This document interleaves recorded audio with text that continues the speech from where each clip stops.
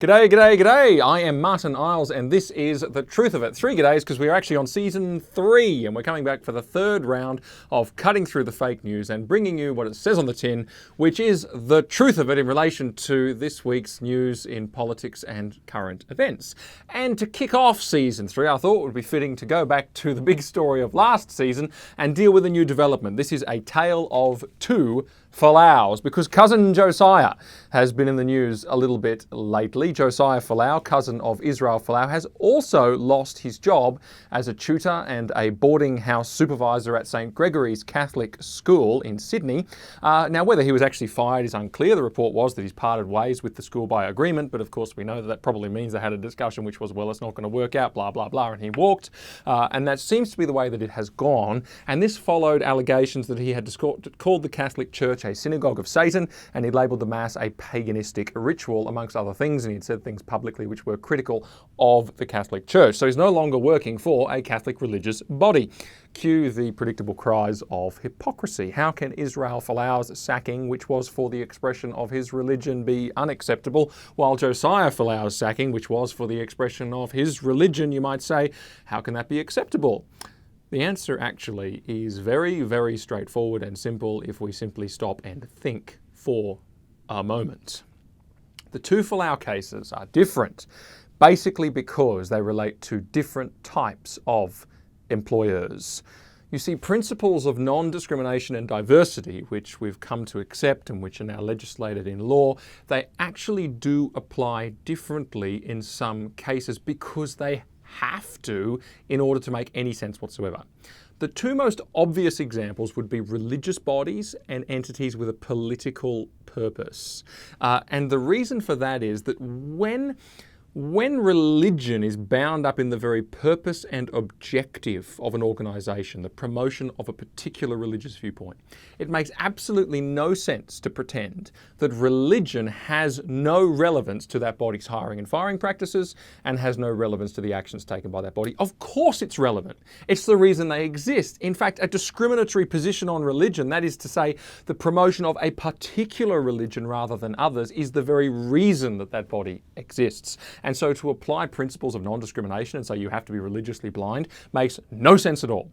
It's exactly the same for political bodies, for political parties, for entities with a political purpose. You can't pretend, for example, that the Liberal Party is supposed to employ people who promote Greens policy positions. That's ridiculous. The Liberal Party falls apart. It doesn't exist. It's an entity whose purpose, whose heart, soul, whose core is all about politics. Therefore, it has to be exempted from certain principles of political discrimination.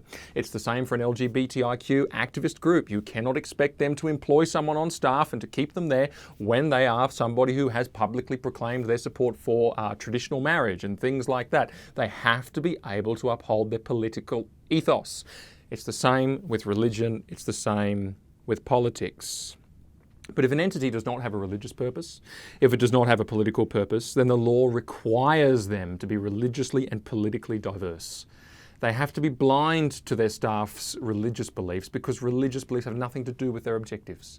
They have to be blind to their staff's political convictions because politics doesn't have anything to do with their core objectives.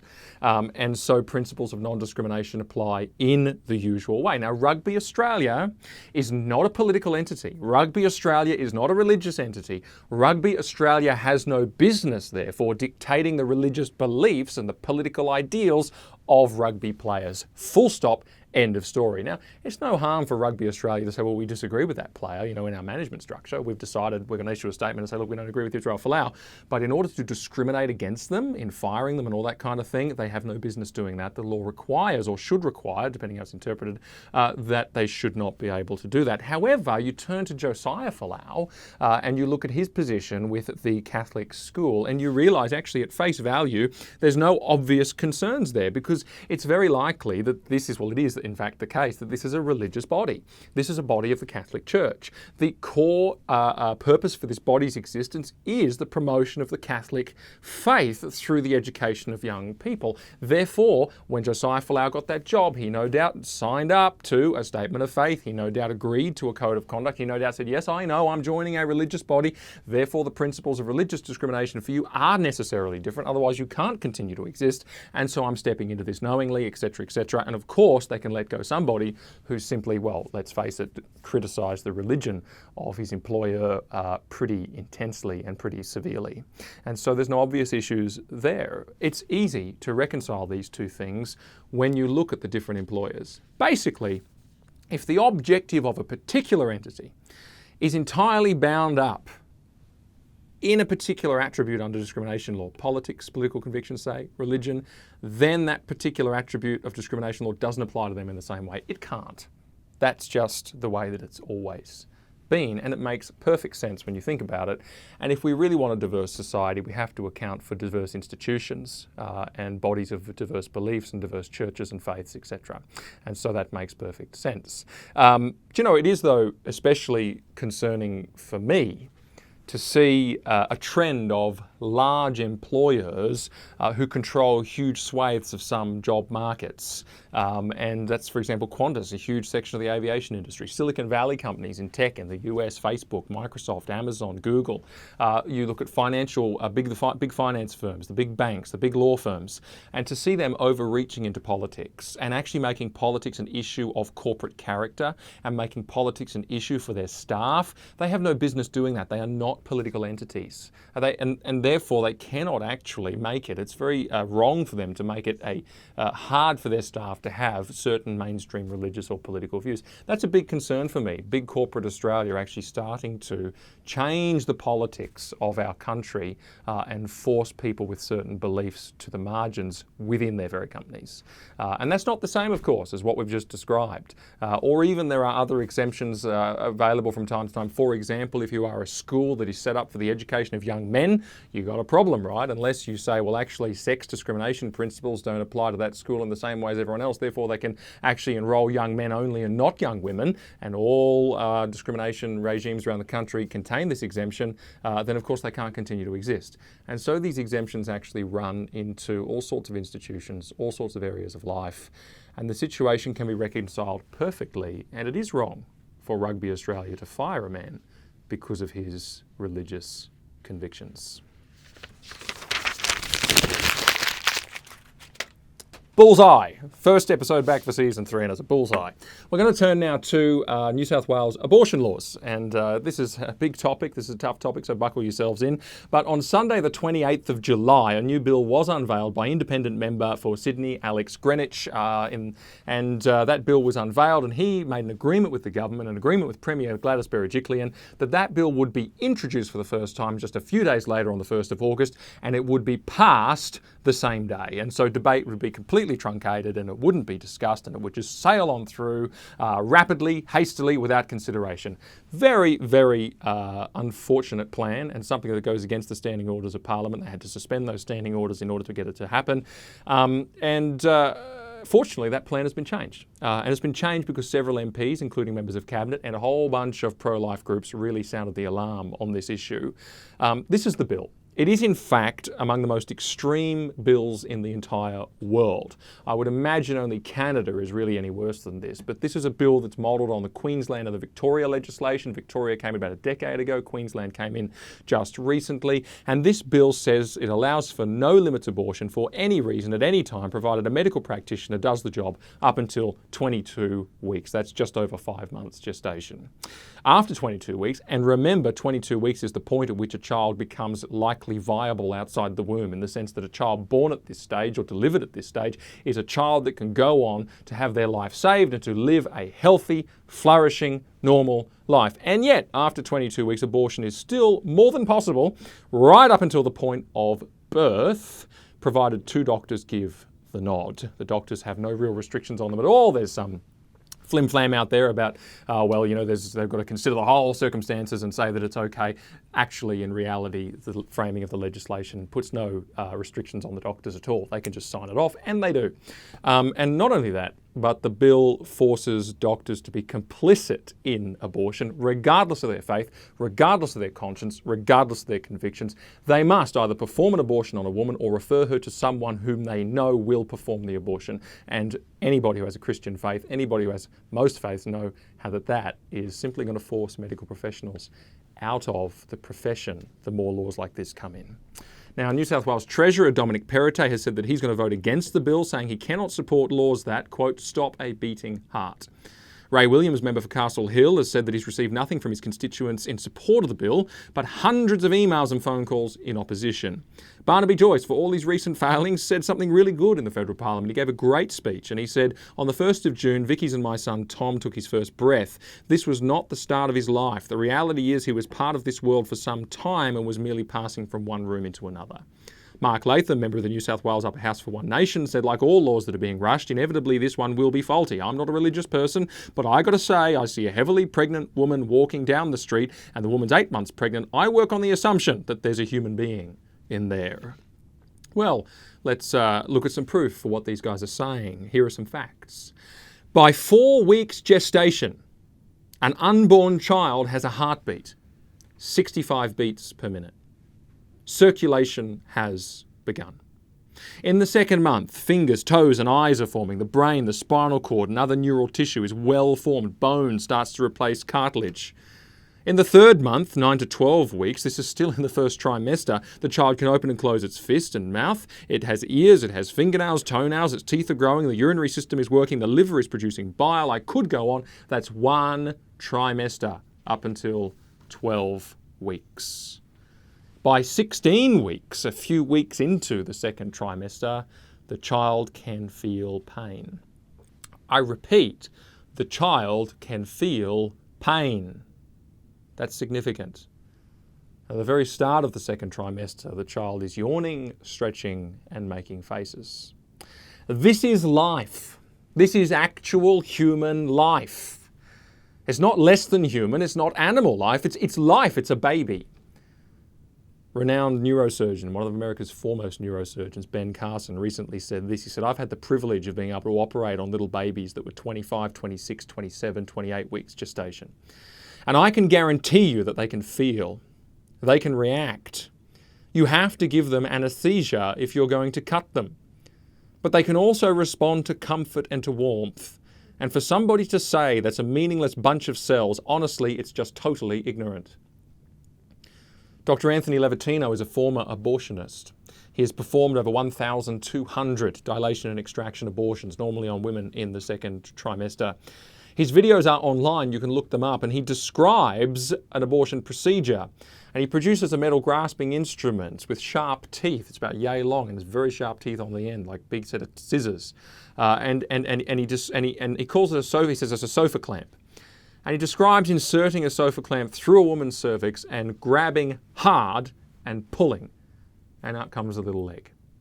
Then he takes the clamp again and he inserts it and he grabs hard and pulls. And out comes a little arm. And so you repeat until only the head remains. He says about the size of a plum. And you put that clamp back in and you find the head and you grab it and you crush it. And he says, you know you've done it right when white fluid flows out, because that's the baby's brains. And he says you look at your little collection of baby body parts and you do an audit and you make sure you've got the whole baby. He said sometimes when you look down, there's a little face staring back at you.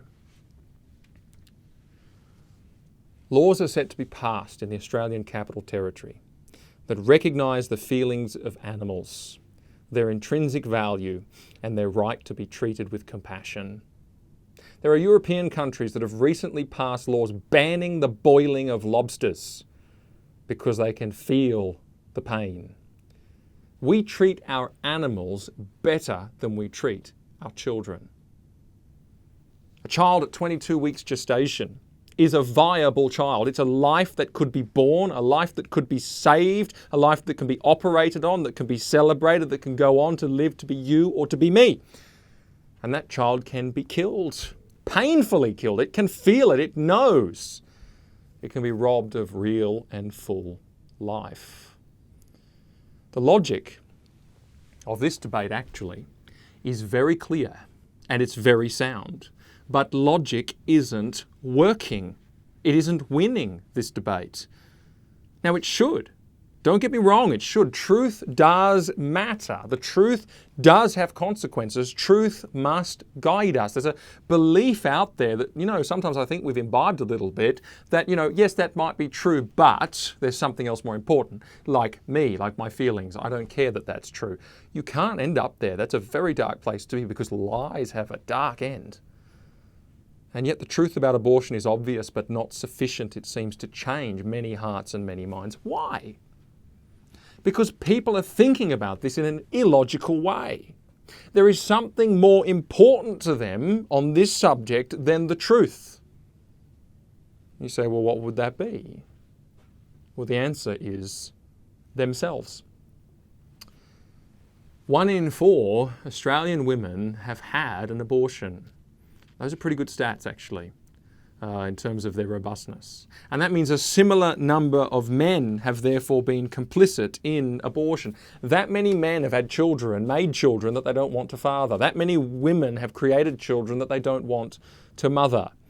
Now people will say, oh yes, but incest and rape and disability. Look, that is a minority, a serious minority of abortions. Most of them are largely for reasons within the realm of convenience. And whether they like it or not, men or women, no matter how deep it's been buried, no matter how positive they've made themselves feel, no matter how empowered they've declared themselves to be, the problem of guilt will always linger deep within. And it is high stakes. If the finger of accusation which points at you, at least from your conscience, is right, then you are a killer. More than that. A woman's motherhood instinct runs very, very deep. We can scarcely comprehend just how deep. Therefore, equally, we can scarcely comprehend the internalized anguish of killing her child. The psychology of abortion is absolutely terrifying. The truth threatens to tear apart a woman's psychology. The truth threatens to accuse her with a crime that she cannot bear the weight of. And the same for a man who is complicit. The same for a medical team who is assisting. The truth threatens the indulgent, hedonistic, self-centered lives that we are living in the West. Sex with whomever, whenever, as much as ever, regardless of whatever. Will we dare contemplate the idea that our lives are licensing a hideous crime? Actually, ultimately, a crime against God, if not merely against our conscience, if not merely against a child, a human life. Someone has to say it, and so I will. There is one word which summarizes the nature of the abortion debate in our country more than any other, and it is tragic to say, it is guilt. That's the word, guilt.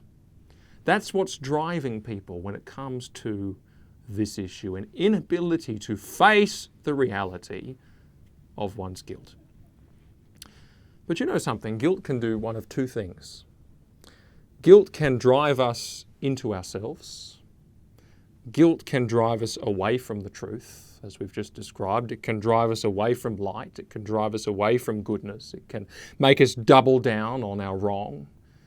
And it actually can, in that way, start to destroy us and eat away at us and rob us of peace in ways that we can scarcely understand. You raise abortion in any political context, in a mixed company room, I tell you what, the anger that you'll feel, the incredible blowback. What is it? It is lack of peace because of guilt in ways that people can scarcely know and understand. Guilt can do that. Or actually, guilt can do something else. Guilt can and should and is supposed to drive us to Christ. It's supposed to drive us to the one who loves to forgive. His arms are outstretched. He desires, he longs to release, to forgive, to make right, to cover somebody in righteousness when they repent towards him. And if you doubt that, if you doubt his desire to do that, to lift the weight of someone's guilt and cast their burden off, just look at what he did in order to make it possible. Look at the weight of the cross that he bore. Look at the death that he died. Look at all that he suffered in order to make this possible. Of course he does. He says, whoever comes to me, I will never cast out. Those are the words of Scripture. And so, do you know, I'm moved that we must campaign against abortion. We must stand firm against the awful atrocity of killing human life for convenience, for hedonism. But also we must hold high the unfathomable mercy of Christ for those who are, and believe me, there's many, the stats prove it, those who are labouring under the terrible and tragic guilt of abortion.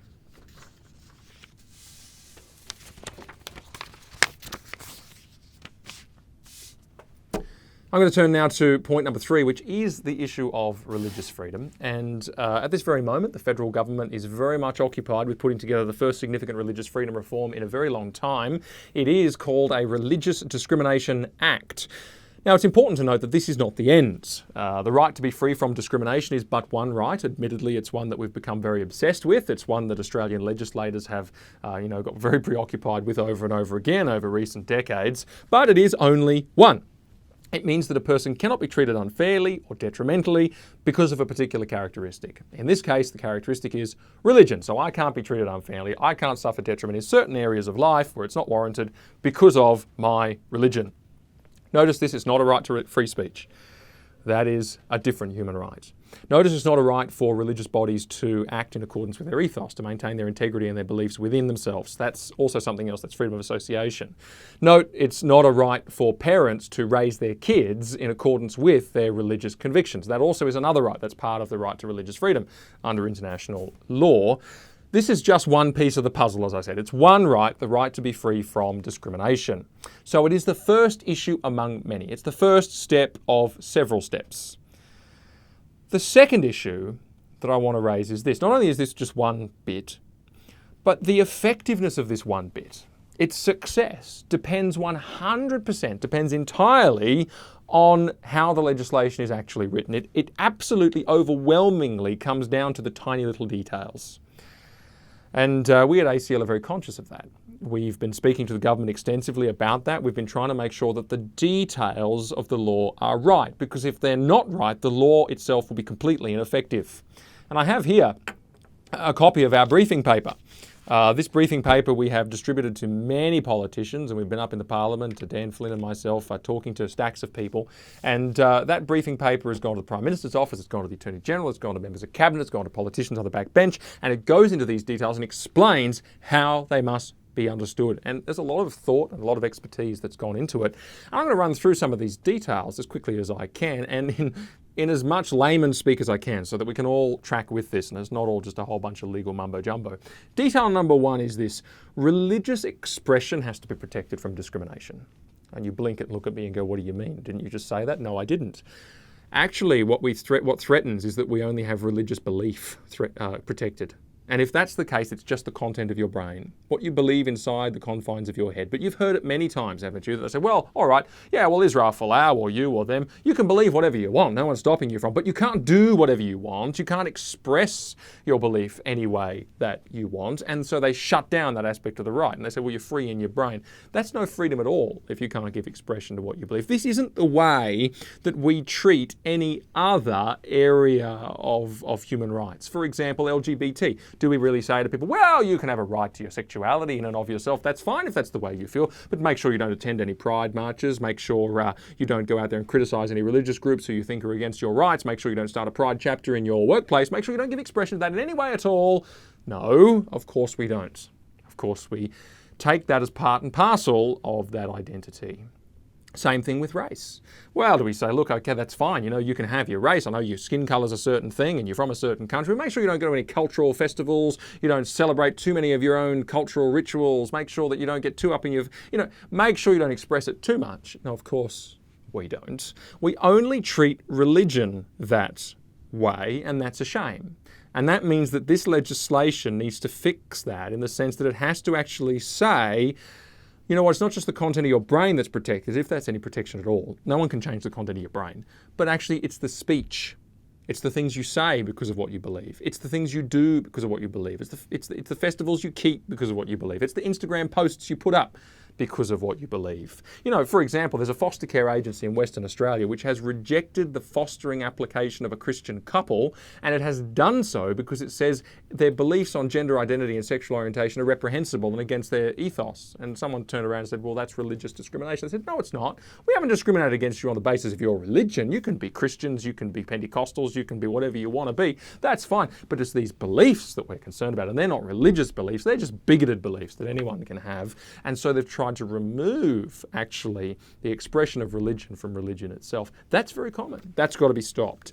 And so to be effective, a Religious Discrimination Act needs to protect conduct which is consistent with someone's religious beliefs. So if those convictions about sexuality are consistent with their religious beliefs, fine. If the Instagram post is consistent with a religious belief, fine.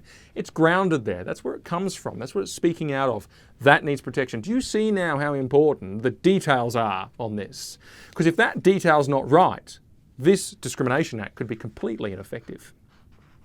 Detail number 2, judges can't become theologians. What do I mean by that? Well, there's a famous case called Christian Youth Camps in Coburg, Victorian Court of Appeal, the highest court in Victoria. And what happened there was a conservative Christian campsite owned by a Christian denomination had a homosexual youth group approach them, and they declined a booking from them because the LGBT lifestyle was to be promoted at that camp as normal, natural, healthy, and various other things. And they just said, look, we can't go along with this, so we're going to decline the booking. You're going to have to go somewhere else.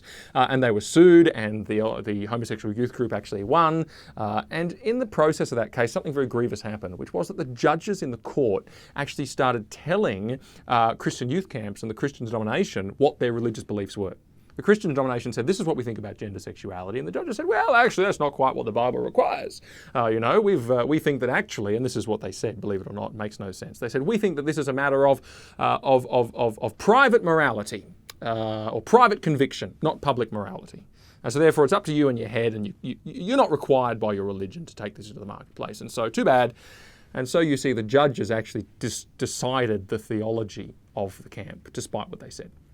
You know, there's inclusions in the law that you can put there that don't allow courts to do that kind of thing, where they have to take the say-so of the people of their religious beliefs, so long as the people aren't clearly confecting an artifice behind which they're hiding as an excuse, so long as the people aren't doing it capriciously, so long as they haven't just made up the fact they have religious convictions, so long as it's genuine and sincere, judges can't become theologians. That's really important. Detail number 3, limits on religious activity can't be over the top. And that means that, let's say that a Christian employee or manager expresses his religious beliefs at work when he's asked. And one of the employees then says, well, I don't feel safe working under this manager anymore because of what he said about his religion. I'm really challenged. And then the employer fires him. That's an actual case, by the way. Happened here in Australia. And the employer fires him. Depending who the judge is, they might say, well, yeah, that's reasonable to take into account the safety concerns of your employees, and if they feel like his beliefs have made them feel unsafe. By the way, it's literally just his beliefs. It's actually made them feel unsafe. It's just the language of the activists. But the judge might be drawn in by that. But was it necessary for them to fire him? No. That is why limits on religious freedom in this Act need to be framed according to what's necessary, not what's reasonable. And that's consistent with international human rights law standards. You can only take away from religious freedom when it's necessary, not when someone decides it's okay or it's reasonable for whatever set of flimsy reasons. That's got to be in the Act. You see another detail that makes all the difference. Another detail, religious entities need to be free to be religious. So they do need to be able to discriminate when they employ staff, for example, to keep the religious ethos of their school or their church or whatever. And they also need to be able to act consistent with their beliefs in their policies internally and so on. That's a debate we've been having for a while now. That must continue, and this Act actually needs to include that as exemptions to discrimination frameworks. For example, in Australia again, a drug rehab facility right now is facing a lawsuit because a biological man has sought access to this facility, which is for women, and it acts as a women's shelter. It has a lot of women who have been victims of domestic violence and all that kind of thing. It's very important that they keep it as a women's only shelter. A man has come along who identifies as a woman and said, give me access. They've said, I'm sorry, we can't do that for obvious reasons because we have women here who need shelter in a women's only space. They're facing a discrimination lawsuit. Can that religious entity, that drug rehab centre, keep its religious ethos around the gender issue and say, no, it's important that we maintain integrity to what we believe? That's important. Religious entities need to be free to be religious. Employment, detail number 5, I think this is. Employers cannot restrict the religious beliefs of their employees. That's the Folau type case. Particularly big employers cannot restrict the religious beliefs of their employees. Then there's universities and similar institutions. This is the Felix Ngole and Joshua Lawless cases. Joshua was suspended from university for praying for a friend on campus. Felix Ngole was expelled from his social work course because he posted Bible verses on Facebook in a same-sex marriage debate. Universities cannot expel or discipline students because of their religious beliefs. Then qualifying bodies. This is another one. We know of a mental health counsellor, for example, who gave talks in a Christian conference about gender and sexuality and therefore was de-accredited as a mental health counsellor. There was no direct connection between the talk and the counselling, but they said not a fit and proper person, sorry, goodbye. That's a qualifying body that's giving an accreditation. They also cannot use religious reasons to prevent giving qualifications. And finally, here's a really interesting one. This is actually out of European human rights law. I would love to see this included, and this is going to be difficult. But there's something called reasonable accommodations. And what this means in European human rights law is that if you're an employee, your employer has to offer you reasonable accommodations for your religious convictions. Let's pretend you're working in a workplace and something comes up in the course of the day where you go, oh my goodness, I can't do this. My conscientious objection to this is grounded in my faith and I actually can't do it. It's a moment where I'm going to have to say yes or no and walk away and be fired, potentially. Actually, in European human rights law, the employer is required to see whether they can actually accommodate your conscientious objection. For example, you may have a pharmacist working away one day, and then a man comes in and says, hey, here's my script for female hormones. And that pharmacist is in a difficult position. Not so if actually there's another pharmacist at the counter next to them, and that pharmacist can simply dispense the script. That's a reasonable accommodation. Nobody got hurt. It was very simple. It was something that just could be accommodated in the moment. No harm done. Employers are obliged to do that in some jurisdictions, and not to do that is religious discrimination against that employee. I actually think that's a very, very good idea. It's a pretty easy thing to implement. Obviously, there'll be places where it's not possible, where the reasonable accommodations thing doesn't count, but there'll be a lot of people who would be helped in keeping their conscience clean insofar as their faith is concerned if that were included in a religious discrimination act. It is details, details, details, and those are but some of the things that we've had to try and distill into layman's terms for our political advocacy. It's not all easy, but we pray for a good outcome, and we know that these things are in the hands of the policymakers that matter. All right, next topic is euthanasia. I'm not going to deal with this in detail. This is a quick one because I have dealt with the euthanasia question in detail twice before. I encourage you to go back to Season 1, Episode 8 and Season 2, Episode 8. I don't know why both Episode 8, but it is. And you will see there my extensive dealings with the subject of euthanasia thus far. In Season 1, Episode 8, I went through a huge number of case studies, a huge number from overseas, which dealt with all the problems, and it's pretty harrowing stuff that euthanasia brings in. And then in Season 2, Episode 8, I dealt with the specific safeguards that they claim are included in Victoria's euthanasia legislation. I dealt with each of the main ones in turn and talked about how that's going to go and how that's gone in other jurisdictions. So go and look at those, have a read. But the reason I want to raise it again today is just because July the 15th, it turns out, has been revealed by the media, was a very sad day in Australia because it was a day in which Kerry Robertson, aged 61, became the first person to die under Victoria's euthanasia laws recently, which recently came into effect. And she died in a nursing home in Bendigo. She had breast cancer. She's had that cancer since 2010.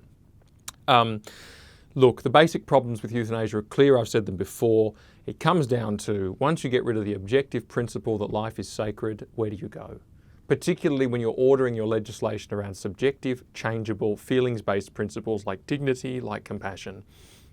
If it is dignified and compassionate to offer someone death when they have a 6-month prognosis, when they have a terminal physical illness, when they're over 18.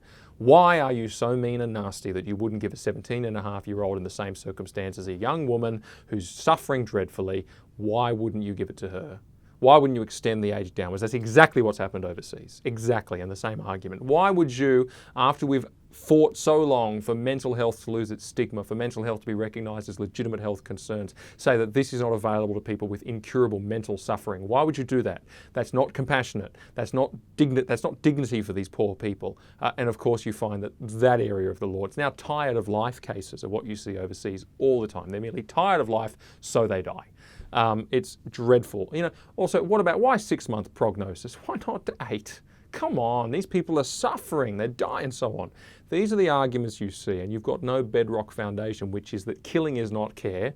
And it is killing, because as someone said to me a while ago, you know it's euthanasia when if the person survives the procedure, you kill them anyway. Other medical procedures that actually have a side effect of hastening death because you're trying to cure the underlying condition or trying to make the person comfortable in their symptoms, if the person survives, you celebrate and rejoice and you actually save them. Euthanasia is very different. The intent is to kill. Once you change the rule that you cannot kill to care for somebody, once you change the rule that life is not sacred, that some lives can be taken, some lives can be assisted to suicide, you just don't know where it will go. There's no firm foundation to rest on, and no amount of compassionate-based arguments can change that, I'm sorry to say. Anyway, I've dealt with all of that in far more detail. I want to deal with this one in particular because there was a line that caught my eye. Kerry Robertson died with her daughters alongside her, and when the daughters were interviewed after the fact, one of the daughters said this. She said it was the empowering death that she wanted. I was saddened to read that statement because it seems to me that euthanasia answers people's fears about death, and that's what it is. Many of the people advocating for this are afraid of death and have fears around it and want the option to just let themselves go. It answers those fears with a tragic lie, because euthanasia changes nothing. It empowers nothing. Death is unchanged. Death is still, as the Apostle Paul says in 1 Corinthians 15, the final enemy. Grave is still the final victor. The finality of it, the fact that we all die, and it's the one thing we cannot change. It's the one thing we cannot come back from. It's the one thing that ends this earthly existence without question, is the one thing that people struggle with. And they cannot change. And far from empowering death, it actually changes nothing about death. It is appointed for men once to die, and after this the judgment. Hebrews 9:27. You cannot change that. You cannot enshrine a lie that this somehow empowers you over this judgment that's to come, or empowers you over the death that you are to die. It does not. The true answer, you see, to those fears is not to be found in people making themselves God. Actually, it is to be found in Christ alone. Do you know something? The teaching of Scripture is very clear. The evidence of the resurrection is very clear. There's one person who has conquered death. That is Christ. He conquered death for us. As C.S. Lewis would say, he blew a hole in the back of death and came straight out the other side and rose again and conquered over death and lives today with eternal life. And he did that, and not only did that, but he actually walked the pathway of life's sufferings towards that death, as many of us will do. He did that for us. And do you know what? Death is empowered only in that, because that actually changes things.